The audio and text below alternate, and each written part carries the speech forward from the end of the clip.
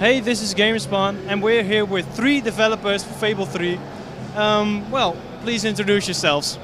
I'm Ted, and I'm a scripter at Lionhead Studios. I'm Ben, I'm also a scripter at Lionhead. And I'm John, I'm a senior artist at Lionhead. Okay, well, Fable 3. Well, it's being released as we speak around the world. How does it feel for you to finally finish this game? Amazing, I think. Going back tonight for the launch. So I'm quickly jumping on a train, going back to the launch, and then coming back to Paris in the morning. So I want to be there for the big London event. So if anyone, it's been a lot of hard work, and I think it's going to be. I think it's the best Fable yet. So we're all really chuffed with how it's turned out. I think, yeah, to echo John's words, it's definitely the best Fable, and the team's all immensely proud of what we've created, and it's great to finally see people playing it, and the demos that we've been doing today, we've got such great feedback from, and it's great seeing everyone smiling and laughing, and then going out to buy copies, hopefully, so very excited. Yeah, well, Fable 3, I don't know if you all worked since Fable 1 as Lionhead, but how does it feel for you to, well, it's a long-standing series. It's there was a point where they said that Fable 3 would be the last in the series. Peter denied that, but well, how does it feel for you this entire trip till Fable 3? It's great to come to events like this where you really get to see how the rest of the world feels about Fable. Fable's always been, throughout the franchise, it's always been a very popular title around the world. And to come here and have people chanting and celebrating, and Peter was mobbed earlier today, you know, seeing all that kind of stuff, it's really refreshing. Yeah, I mean, that's the thing. Ted used the word franchise, and that's what it's become. I mean, Fable started off as a small little idea, and it's grown. It's a great brand. It's a great franchise with loads and loads and millions of fans all over the world. And that's just something. I mean, it's mind blowing to work on something, and you go into work and think, oh, I'm just going to do something cool with some chickens.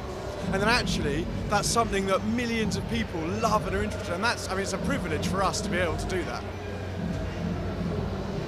Okay, in Fable 3, you moved away from things like table menus and XP bars in favor for the Sanctuary and the Road to Rule. Why was this done? Well, I can answer the Road to Rule one because that was something that I worked on. And that was really that we got some statistics from Microsoft about how people play Fable. And we found out that around half of the people that played Fable 2 didn't use 50% of the features. So the premise behind the design of Road to Rule was to try and put our features in a place where they're visible, and then to get people to unlock them, to purchase them, and then to take them back into their game world. And then, like, they'll know about they'll be aware of their abilities and the functionality behind things like marriage, house buying, leveling up your weapons. And it tied in really well with the GUI design. You know, obviously the Sanctuary is a fully 3D interactive menu system. And the Road to Rule tied in that really nice in the sense that we got rid of lists and really convoluted menus, and everything's just laid out. It's simple yet really effective, and it's something else we've got really good feedback on. It's a good visual clue this time round to show how far through the game you are. Before it was kind of difficult to tell if you were halfway through the story, if you were just at the start. And now in the Road to Rule, you start right at the beginning of it and you can see the castle in the distance. And as you progress through the game, you get closer and closer and closer, more gates open, more chests open. It's a really visual, nice visual way of showing things. And it's the same thing with the Sanctuary, like Ted said. Rather than having long verbose lists of words, it's much easier to just see the weapon on the wall and go and grab it. See the spell you want and grab it. You see all your outfits, you can immediately chuck the outfit on and see what it looks like. It's much more immediate, and it's just a simpler way of doing things. Yeah, and I think as well as being, you know, better design and more simple, it's also more fun. I mean, I don't know if anyone ever has fun with a list, but when you pause the game in Fable 3 and you jump into this little world that's yours, and you've got John Cleese as your butler, Jasper, in there. He's really funny. He's got thousands of lines commenting on what you've just done or things you're about to do. You see all your weapons and your clothes, you mix and match them. It's actually just great fun to use, as well as being more simple. Well, and Fable 3 is being released right now. Obviously, the would have been some ideas, some features that didn't make it to the game. Are there any features you still would like to see in Fable? I mean, there's always things that are going to be cut that you absolutely love and you really, really, really want them in the game.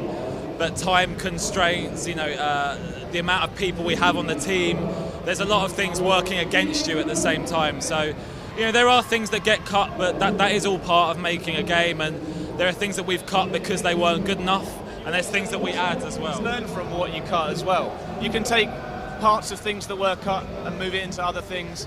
Sometimes things are cut for a reason, and sometimes it feels bad at the time, but it was done for the right reasons, that it might not have been good enough for the final game. So there's plenty of things that we probably can move over to whatever we do next, and there's some things we'll obviously learn from things that people don't like.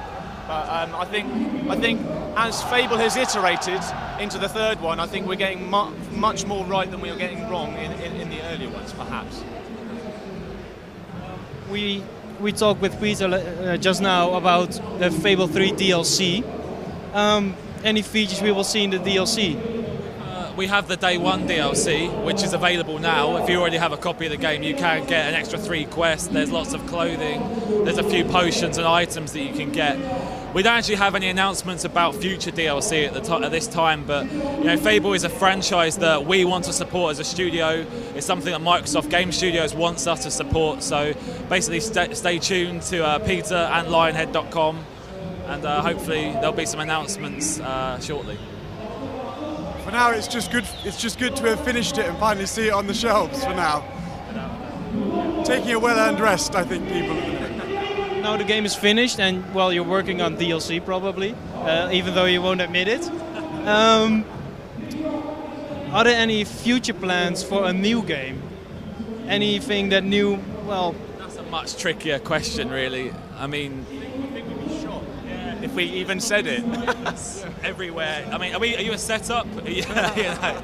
But no, I mean, you know, we're a very creative company, and even when you're making a game, you're always thinking about the future, and there's always great things being shown and done. So, you know, just keep an eye out. I mean, we've always tried to deliver innovative, fresh games whenever we do launch a video game. You know, so just keep an eye out, and I'm sure we'll come up with something that hopefully looks really special and makes everyone go, wow, that's amazing. I want to work on that or play it. Black and White 3? I don't think so. Unfortunately, I don't think so, because EA owned the rights, so it's probably unlikely, but we all love the Black and White games. We all worked on them, so. I want a theme hospital too. Yeah, that's what I want. A theme hospital. That's the game for me. It could happen, you never know. I would like a new Populous, but it wasn't my line. Yeah, there's a lot of people that want a new Populous, and a new Dungeon Keeper, and a new Syndicate. There's lots of potential and, well, lots of games to make. Yeah, never enough time to do them in. Or make a brand new game. Rather than treading back, there's always something new and exciting to make. Anything else you'd like to say? Well, I mean, Fable 3 is out tomorrow, Friday, October 29th in France and the rest of Europe, and PC versions early next year, and we hope you love the game and see you online, I guess. You know, look out for my orb. I won't take my gamer tag on here, but yeah, see you guys online. Yeah, just the same, I think, as people have said. We're really proud to have been able to work on a game like Fable 3, and I just hope everyone that buys it has a great experience with it. You know, they have a cool time becoming king, and they have a really thoughtful, interesting time once they become king, get their own exciting world, share that with their friends, show that to other people, say, this is what I did in Fable. I think if people do that, then that's brilliant. I'd absolutely love it. It's always about you. It's always about you, the player. It's about your experience. Special edition strategy guide, because it comes with the art book, and the art book is awesome. All his lovely work, and as well as the rest of the art team. Very good. Okay, well, thank you very much.